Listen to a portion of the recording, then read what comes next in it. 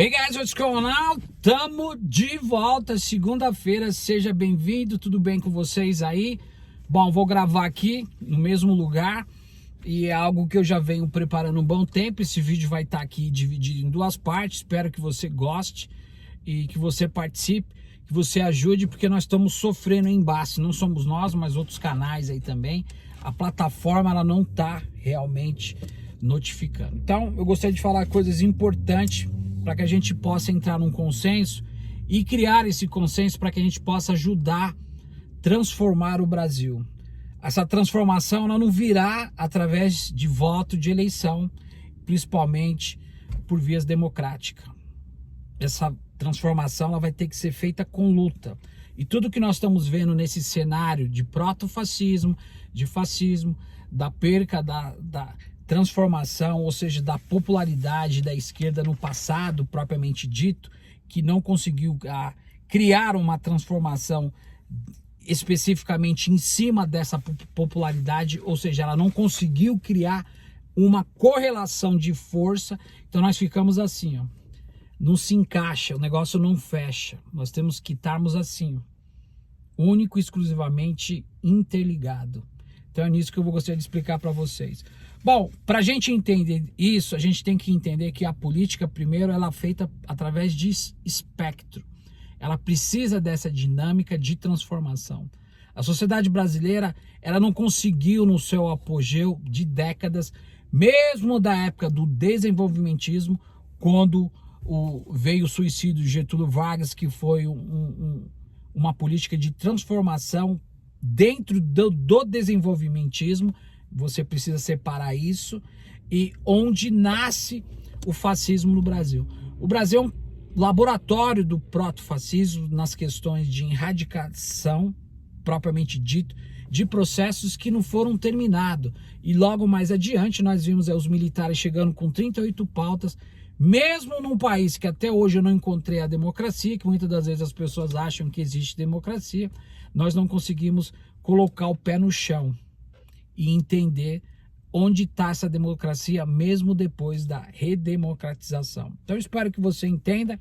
A gente vai começar falando um pouco sobre o fascismo, que já iniciou na década, logo depois da morte de Getúlio Vargas, com Plínio Salgado, que teve aí o partido, né, da União Integralista. Se vocês foram lá pesquisar, vocês vão ver que tinha 1.200.000 pessoas.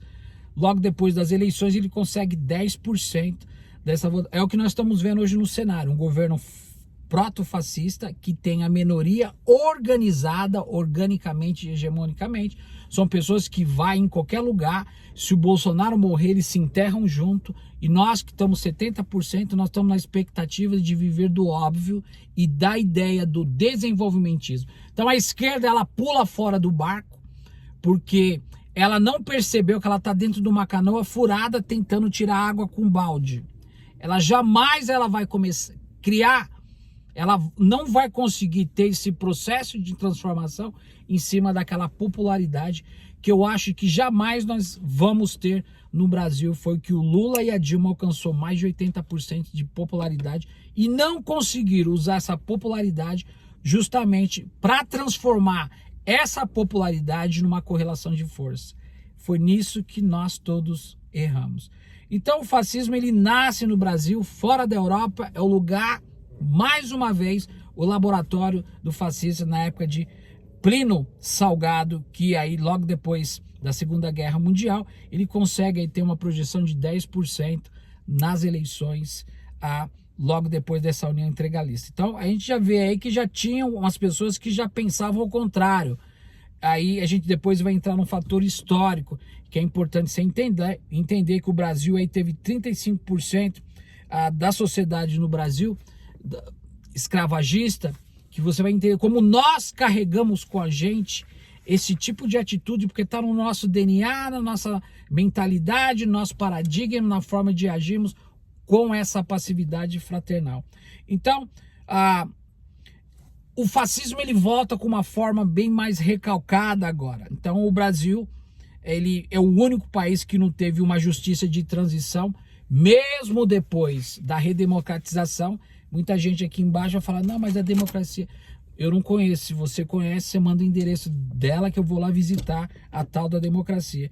Então não teve uma transição na justiça pelos crimes de ditaduras cometidos, propriamente dito, pelas pessoas que torturaram. Somente a Argentina conseguiu, até um tempo atrás ainda, condenar literalmente aqueles torturadores que realmente acabaram, né, com o país. No Brasil não. O Brasil se permitiu dar-se continuidade para que essas próprias pessoas pudessem até hoje estar servindo na política, e anteriormente, antes e logo a redemocratização da sociedade brasileira, entre aspas, nós vimos aí vários desses torturadores servindo como ministro aí na República Federativa do Brasil. Então, o ajuste mínimo da cumplicidade desse espectro da sociedade, da política contra a humanidade, a gente nunca conseguiu se levantar em aspecto nenhum. Aí a gente vem aí com um processo na vanguarda, com horizonte, coisa que a esquerda não conseguiu ultrapassar. Então, a ideia de vender as ideias do neoliberalismo e dos liberais, propriamente dito, sempre foi a válvula de escape num país periférico totalmente dependente, que vende só minério de ferro e commodities, e quer alavancar tendo liquidez em cima desses pormenores. Ou seja, se a gente for entender aí o que aconteceu na história, como Carl Schmitt, que controlou aí o Fórum Econômico, propriamente dito esses dias, em início do ano, em janeiro, a economia austríaca, o fomismo de Hayek, que tenta involucrar isso dentro de um dispositivo de fascismo, como Pinochet no Chile e o outro cidadão lá na Itália, que a gente não vai estar aqui comentando para a gente avançar. Então, o liberalismo, ele tem como um circuito aberto uma função interessante, porque nós não conseguimos produzir e criar essa força mesmo depois da popularidade do lulapetismo, não da esquerda, do lulapetismo e principalmente da era da Dilma. Então, nós deixamos um pouco a desejar. Então, o Brasil se torna um laboratório mundial de todos esses espectros da política, propriamente dito, e ele vende essa imagem do neoliberalismo num país periférico, totalmente dependente, que está engasgado, o povo está se matando para poder sobreviver. Dá para entender onde eu quero chegar? Então, essas estruturas políticas mundiais, como cela de construção, nunca foi imposta no Brasil, porque o Brasil, ele consegue, dentro desse apogeu, ele não tem essa forma pelo qual foi colocado em outros países, principalmente onde a direita radicalizou e subiu o tom. A esquerda não conseguiu fazer isso. Então, a política, ela não consiste na institucionalidade formal burguesa, onde esse desmonte da lógica de transformação jamais passou na mente do lulapetismo e principalmente da esquerda, que deixou a desejar. Ou seja, por vias de fato, o liberalismo encheu os olhos. A esquerda foi hipnotizada pelo som da serpente ou da sereia. A esquerda se deixou se levar por essa contradição. Aí nós vemos aí, por vias de fato, o modelo de uma sociedade escravagista, onde o Brasil herdou aí 35% de todos os escravos, e nós, propriamente ditos, fomos criados paulativamente em cima dessa pauperização dos senhores dos escravos, dos senhores dos engenhos, e particularmente com essa sociedade escravagista de uma era feudal, onde foi impregnado no paradigma das pessoas, onde as pessoas não conseguiram, literalmente, enxergar a verdadeira democracia. Então, a democracia surge no Brasil sem nome, se você for analisar. As eleições que nós tivemos aí por intervenção militar não deixou de ser antidemocrática. Justamente por quê? Porque foi dado um golpe no Brasil, e essa questão da estrutura jurídica, que teve um aparato lawfare, tudo isso foi criado no Brasil, se levar por um processo antagônico do liberalismo em cima da população brasileira. Então, o Brasil exime em criar coisas que muitas das vezes não vai nos trazer um horizonte, algo propriamente dito. Volto novamente a frisar e insisto nisso, porque a popularidade do lulapetismo poderia ser transformado numa correlação de força, coisa que eles deixaram escapar e as coisas não se encaixam, literalmente. Então aí a gente está vendo que, além de nós termos aí um governo totalmente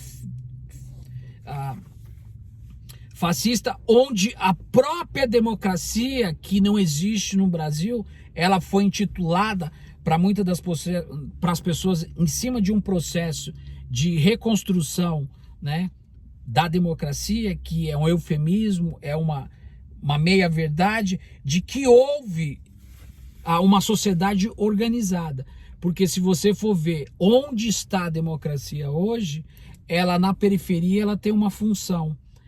Na área onde mora a classe média e as pessoas que têm mais condições, ela tem outra aparição propriamente dita. Então isso é importante você entender para que você não possa se deixar se levar e possa realmente construir aquilo que a gente sempre está falando aqui. Então nós nunca vivemos uma democracia, porque a gravidade do fortalecimento do processo democrático no Brasil, ela nunca teve um lugar vigente na sociedade propriamente dito. O Brasil vive de algo para criar e cria algo que realmente não existe. Por isso que nós estamos trabalhando as questões de base. Isso é importante você entender para que a gente possa assumir o fracasso nitidamente da democracia em todos os aspectos. Então, o povo brasileiro, nós em geral, nós estamos vivendo um engano. A gente além de a gente estar vivendo tudo isso que nós estamos passando, pandemia, a destruturação das questões da institucionalidade formal burguesa,